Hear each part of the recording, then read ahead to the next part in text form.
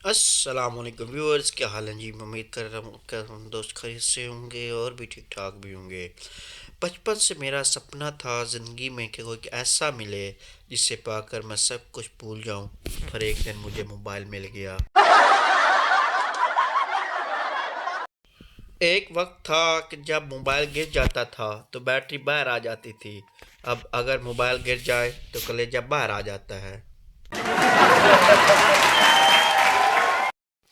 ये मोबाइल भी महबूब जैसा है, इसकी वजह से जितनी मर्जी बेइज्जती हो महसूस ही नहीं होती। एक दफ़ा एक बंदा वॉशरूम में बैठा मोबाइल इस्तेमाल कर रहा था कि अचानक उसका मोबाइल टॉयलेट में गिर गया तो अंदर से जिन निकला, उसको सोने का मोबाइल दे दिया। तो बंदे ने कहा कि ये मेरा मोबाइल नहीं है, मेरा मोबाइल तो आम सा था। तो जिन ने कहा कि इसको धो कर देखो, तुम्हारा ही मोबाइल है।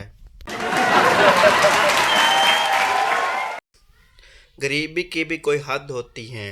मेरा मोबाइल में एरोप्लेन मोड की जगह पर साइकिल मोड आ रहा है।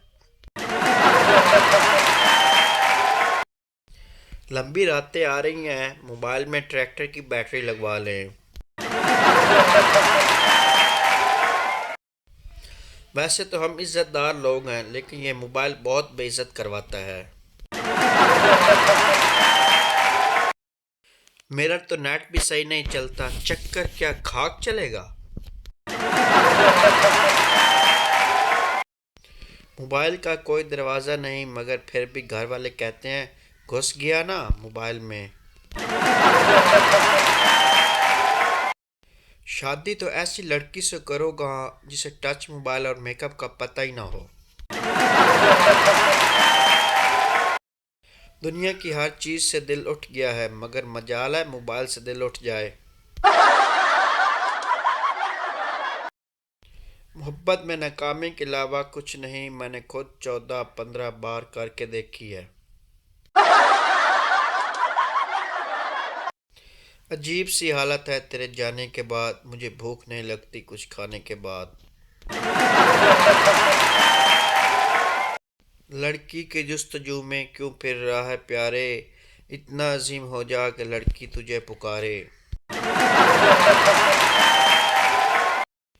कुछ आशिक इतने एहसास होते हैं कि कबूतरों की जोड़ी को भी इकट्ठे देख लें तो रोने बैठ जाते हैं। मैं इश्क से तौबा करने ही वाला था कि एक मिस कॉल और आ गई। मैं मोबाइल लेके फिर छत पे। मोटा मरता मोटी पे, भूखा मरता रोटी पे, और मेरी टीचर की 3 बेटियां हैं, मैं मरता सबसे छोटी पे।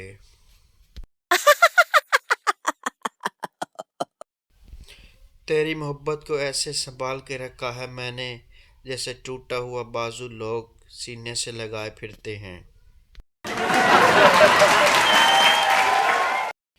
मेरा ब्रेकअप होने वाला था तो मैंने सोचा एक और गर्लफ्रेंड बना दी जाए ताकि मुझे कोई परेशानी ना हो। फिर हुआ यूं कि नई वाली ने पुरानी वाली से पहले छोड़ दिया। अब दो दो दुख। उसने कहा जी लोगे मेरे बगैर, मैंने मुस्कुरा कर जवाब दिया तुम कौन सा मेरा टच मोबाइल हो। औरत प्यार में पागल होने में 15 दिन लेती है और मर्द 3.2 सेकंड। अगर मैं मानूं कि बच्चे बदतमीज़ हों तो टॉफ़ी के बहाने इनको साइड पे ले जाकर उनकी मुरम्मत कर दें। अम्मी ने कहा जाकर मेहमानों से खाने का पूछो। मैंने कहा कि अंकल खाना खा के आए हैं या घर जाकर खाएंगे। पता नहीं फिर मुझे क्यों मार पड़ी। यहाँ मेहमान 1 घंटा घर के अंदर गुजारते हैं और जाते वक्त 4 घंटे घर के दरवाजे पर। मेहमानों को दरवाजे पर बाय कहकर भाग कर बचे हुए नींबू समोसे खाने का अपना ही मज़ा होता है।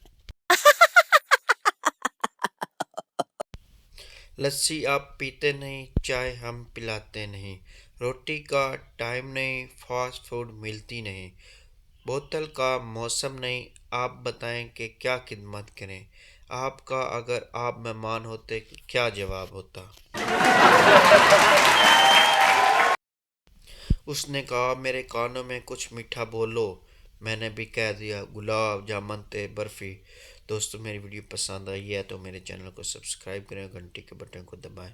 हाँ, मेरी वीडियो पर लाजमी कमेंट और वीडियो को ज़्यादा से ज़्यादा शेयर करें और वीडियो को लाइक करें। और आप तमाम दोस्तों का मुकम्मल सपोर्ट करने का बहुत बहुत शुक्रिया। अल्लाह हाफिज़, खुदा हाफिज़।